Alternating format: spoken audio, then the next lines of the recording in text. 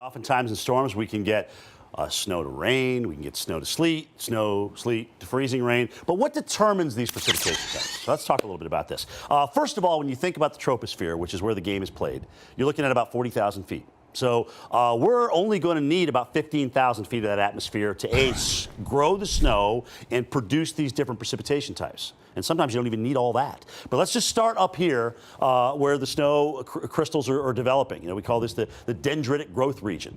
Now, it's pretty easy to produce snow when you've got the snowflakes that are already being produced up there, and they fall down through the atmosphere all the way to the ground as snow, because the whole column itself is below 32 Fahrenheit or 0 Celsius. And so what you wind up with? This beautiful Courier and Ives postcard down here, right? That's easy. But what happens when you start introducing a warm layer? So on average, let's play with that warm layer somewhere between 5,000 and 10,000 feet. Maybe not all of it. So we've got snow. We've always got snow up there in the wintertime, usually at 15,000 feet on up, okay? So here come those snow crystals rolling on down through that layer. All of a sudden, whoop, it goes above 32 degrees, starts to melt either the entire flake or a little bit of it. But once it starts to fall back into that air that's below 32, it becomes a sleet pellet. So it completely refreezes again. And you can hear the sleet.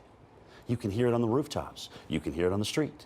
You can hear it on your car if you're just sitting there. And sleet and snow are typically okay to drive in.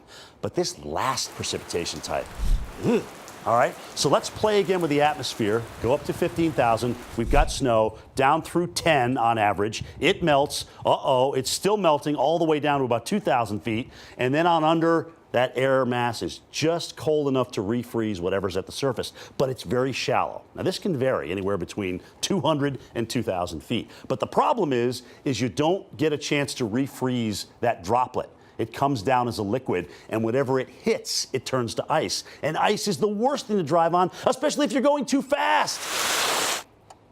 Yeah. Stuff like that can happen. So the rain keeps coming down in the freezing layer.